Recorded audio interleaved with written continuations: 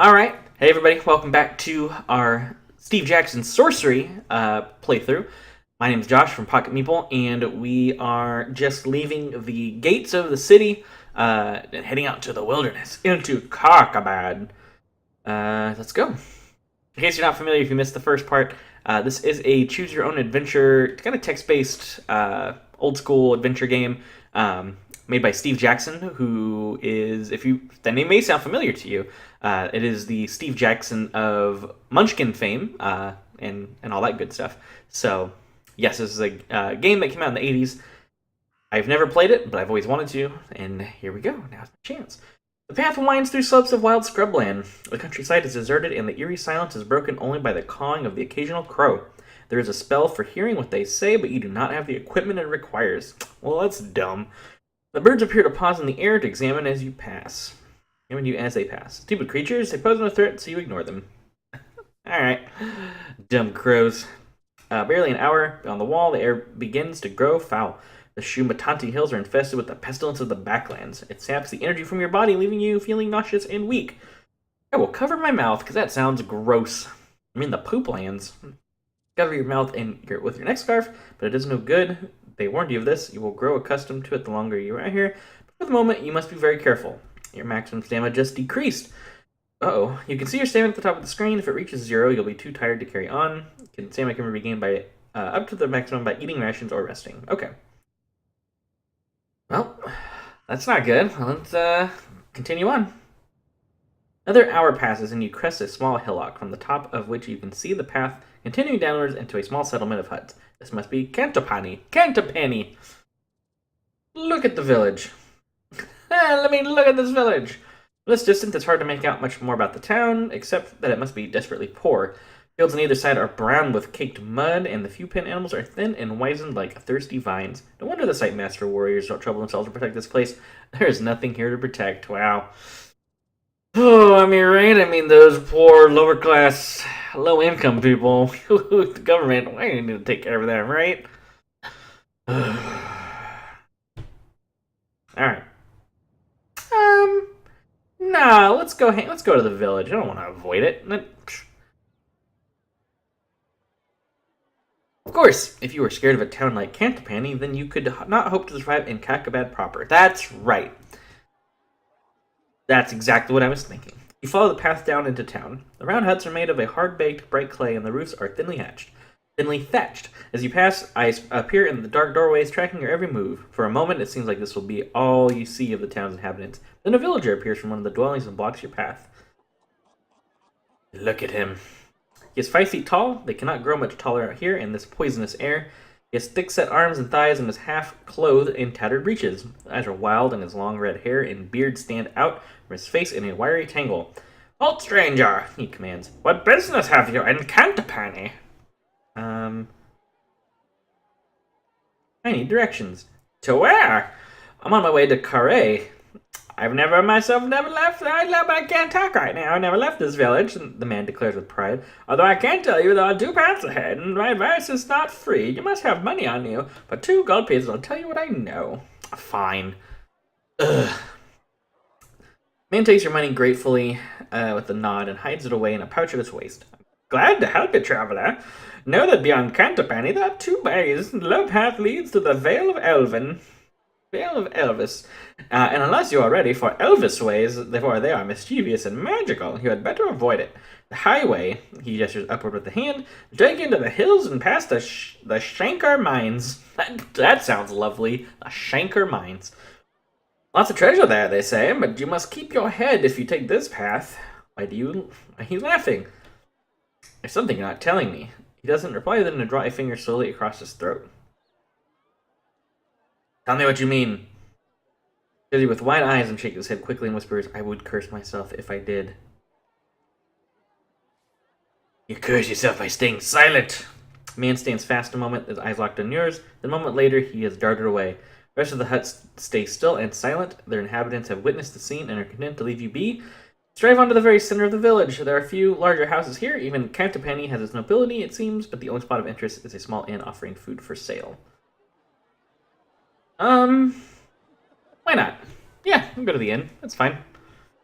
Head inside and places just a low table and a black iron pot above a stove. A woman watches you with wide, fearful eyes. And takes some stew without paying. But I'm not a jerk. Look at me, wench. Okay, I spoke too soon, apparently. I apparently am a huge jerk. Look at me, wench. You will feed me now. God, just feed me, you piece of meat. Jeez. It's 1 gold piece for the stew. Replies, voice shaking. I'll take some stew. The broth is a thick paste of lentil, spices, and hunks of meat. It is not bad for all that. That sounds great. I don't know what this guy's complaining about. That sounds delicious. Once finished, you leave without another word. You head out of Cantapani along the hills to the Shumatanti Hills. Okay. Well, now that we left Poop Town, that place was garbage. Starting past the outlying huts, you send the villagers rushing indoors to hide. At the edge of town, you pass a large boulder, and at once, 2 rough-cut villagers spring out with swords drawn. Bandits. 2 against 1, the first declares. You're lost, calls the other. So hand over your things. Come on. You don't want any trouble. The first bandit edges forward, a sword tickling at your chest. Running you through? No trouble at all. The pack. You draw yourself to your full height. You have mistaken me for someone else. You will suffer for that mistake. Bandits ground advance on you, 1 on either hand. Can I cast a spell? What spell do I know?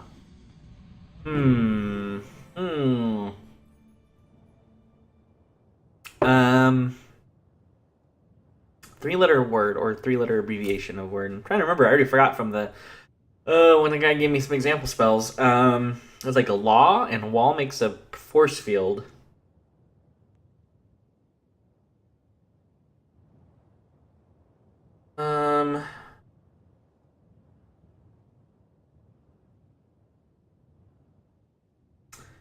Except that I don't have.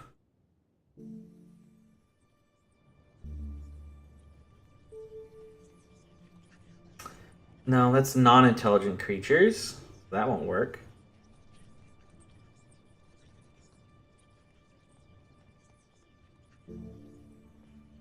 Okay, jig? Cause lively dancing. Nope.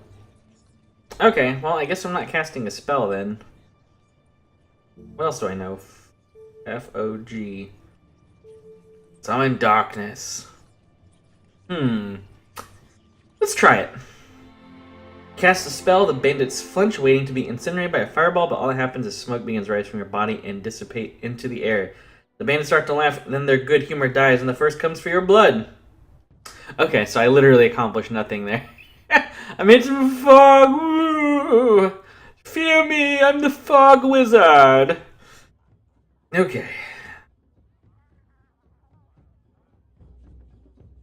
Figured he's probably going to attack. Okay. Let's go for a big hit here. Haja! You aim a savage blow at his heart. Coughs off the coughs of blood onto the earth. Hey! Alright. Oh, he got me. Shoot. The brute gets the upper hand. You lurch forward, but he is stronger. Waving his hands as drunk, he clumsily cuts past your sword. The bandit faints left. Ah! He went for a little weenie hit. Alright, let's finish him off. There we go. Ha ha! You leap forward, cutting down through the air. The bandit gasps last as you run him through. Second bandit takes one look at his dead colleague, turns and makes a run for it. I chase him down. Me to give chase will not get away so easily after trying to rob you. After a few minutes of scrambling between rocks, you have him cornered. The second bandit cries out, but is ready to fight if he must. Oh, he must.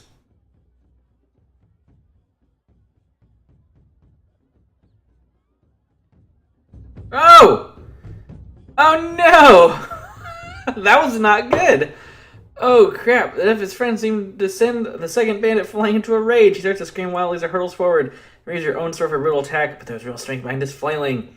There the hills and the wounds you're receiving are beginning to take their toll. Oh crap. Okay.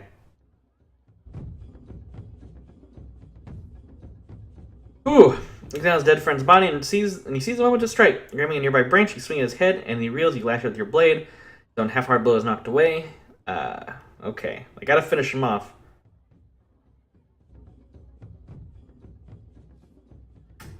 This is it. Uh-oh. Oh, he got me! Oh no! Succumb! Catches you off guard. A bandit stands out violently. The bandit's blow is harsh and deep and catches you in the lung. Last thing you hear is the yelp of sunrise as you tumble to the ground, quite dead. I'm dead? Let's try that again. Okay, so this is the second bandit. Okay, that's cool.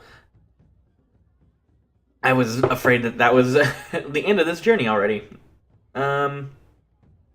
Remember, he swung pretty hard. Yeah, there we go. He goes for a big, huge hit. Kabam! There we go. He steps back. I think we're gonna finish him off right now. There we go. Got him. So I'm getting the hang of the combat now. It's just a little bit of, you can kind of watch the bar on their side, and you can see like what their maximum they can put out. So you're not completely in the dark in what they're gonna choose. It sounds like the narrative kind of gives a little bit of a clue, but not always. Skilled swordplay. I thank you. Fight is over. You clean your weapon and regain your breath. Yeah, let's search the bodies. Find nothing, not even a single gold piece. Boo! Worse than animals. Leave their bodies for the beast to pick clean when we set off again. Okay. Let's climb into the hills. Leaving Cantapani behind marks the true start of the wilderness. Beyond that tiny outpost, there are scattered homesteads and Carre, a thriving city port, but all are touched by cruelty, isolation, and fear. The backlands and the long shadow cast by Mampang Fortress darken everything. The crown gone. Things can only grow worse.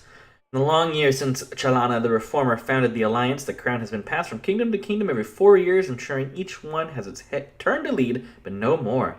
Ruddlestone, Lendaland, Galantaria, and Bryce have all enjoyed its power, but not Analand. The crown came to Analand. It was stolen by birdmen from Zaman and carried off to Mampang. Mampang, that's a good name. I like that. Mampang. With the crown, the Archmage will be unstoppably powerful. There's no chance of sending an army against him. A military force would not survive the journey. Here you are, a lone hero, walking the long path to Mampang alone. 5 minutes later, you reach a fork in the road, just as the villager described, so at least your coins were not wasted. A fork in the road. I hope it's like an actual fork in the road. I want some, like, Muppet movie, style jokes here. Quality jokes. Road splits around the base of a gigantic tree, but does not rejoin on the other side. Left path winds down to a valley, and the right rises up a slope towards the first thick forest of the hills. Okay, so I remember him saying that if I go down, something about magic or something. I already forgot. Something about going up was a treasure, but it was like, ooh, scary. Let's look right. The forest is sudden and thick, and its path narrow. It may be hard going in that direction, but the hills will involve a lot of climbing eventually. You may get a decent view of the next leg. Left. There's a river there, and the path follows the left bank. It's a safer route, secluded and protected, but the curve of the landscape would mean you were almost backtracking. You're about to make your choice when you hear a faint cry from somewhere close at hand. Look around. Then finally up in the branches of the tree, a pair of wizened, callous feet are dangling down over your head. About to drop on you? Perhaps? Who's there? Voice cries again, a little more boldly this time. Up here! Help! Help! I can't get down! It is the voice of a feeble, wiry old man. Stepping back a little, you can see him clearly, as thin as sticks and dressed in dirt rags. That is a sexy picture right there. I am great. Look at that beard. Oh my! Can I zoom in? No. God, that beard is amazing. Go, give me your beard, old man. Where? There's no option for me to take his beard. I'm gonna help him down so I can get that beard. I'm gonna cut it off and glue it to my face. Swinging down, rewind, swinging yourself on the lowest branch of the tree. You reach up and grab the old man by the waist. He is as light as a leaf, and within a moment you have lifted him to the ground.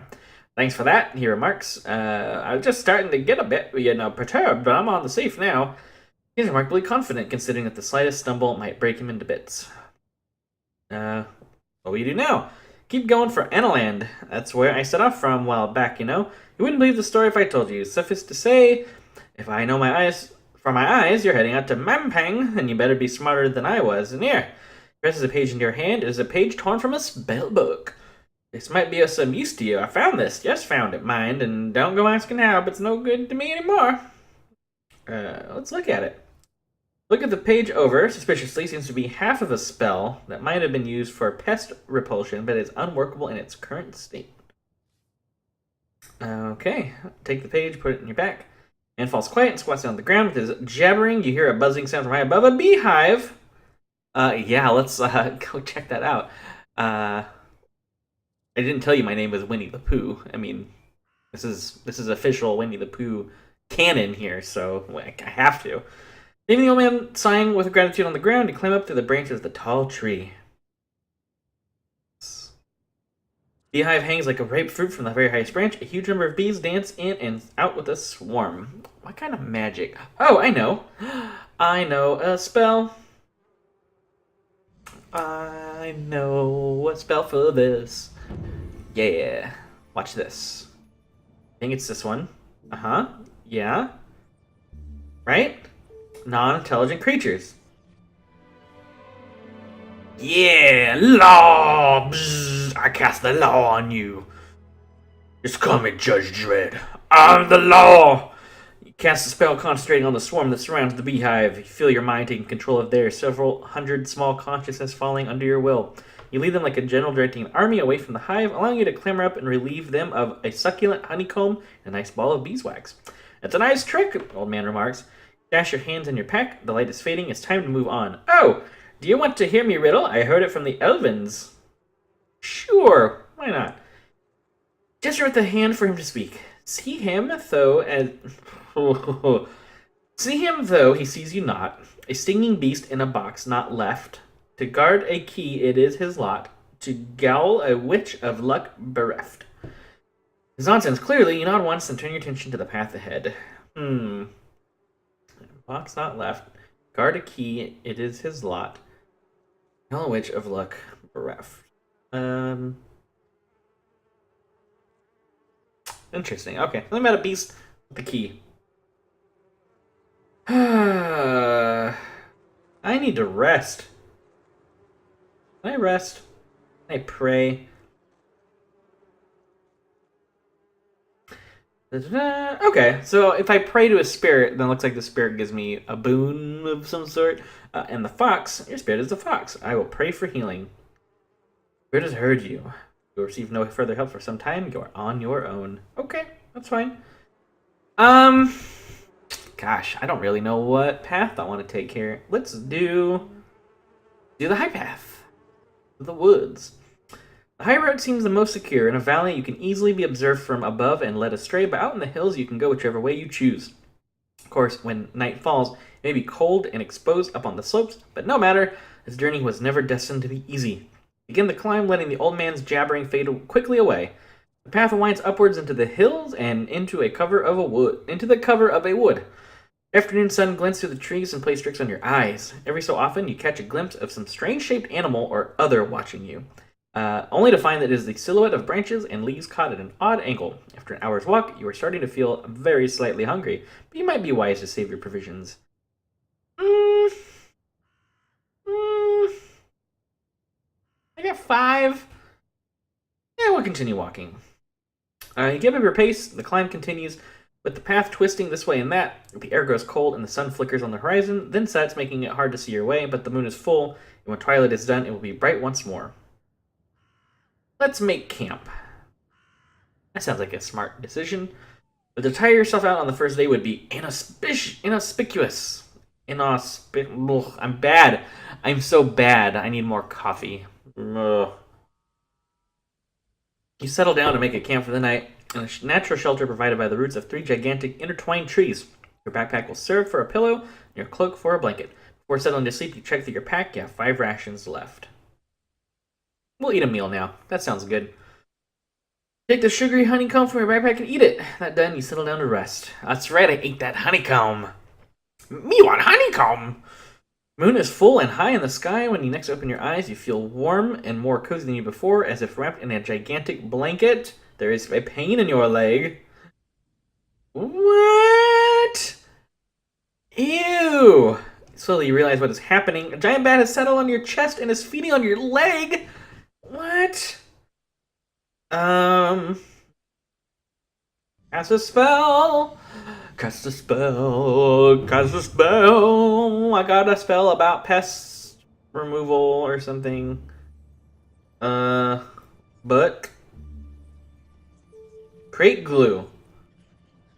That sounds not at all like what I want to do right now. Huh. I cast law again? Oh, has 3 stamina? Oof. Okay. Yeah, maybe not the best idea.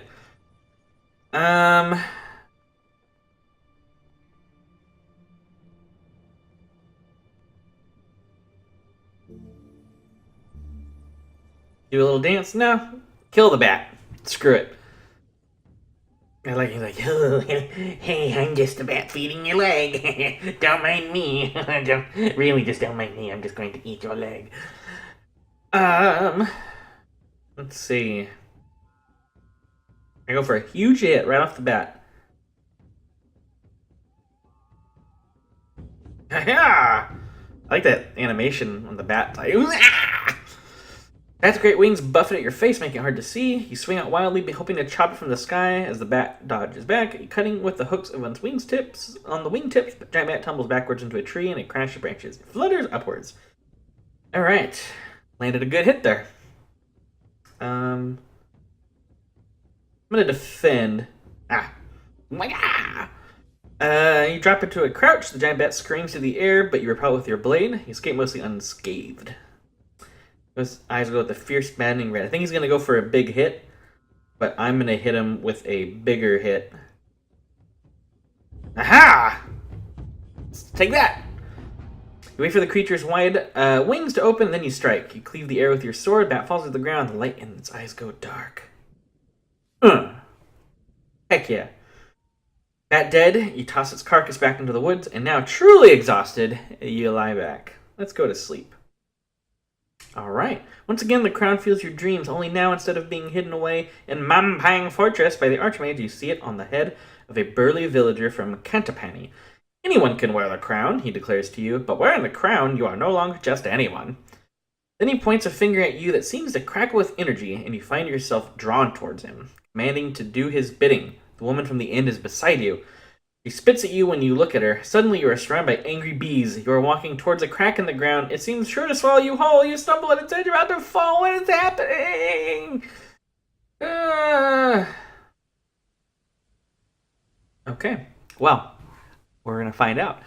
We're going to stop right there. We'll continue on the next morning when we come back. So thanks for watching, and remember to... whoops, almost dropped my microphone. Remember to subscribe to this channel in order to get updates, notifications when our next episodes go live. Hopefully we'll at least be doing this once a week, so stay tuned for more of Steve Jackson's Sorcery. Goodbye.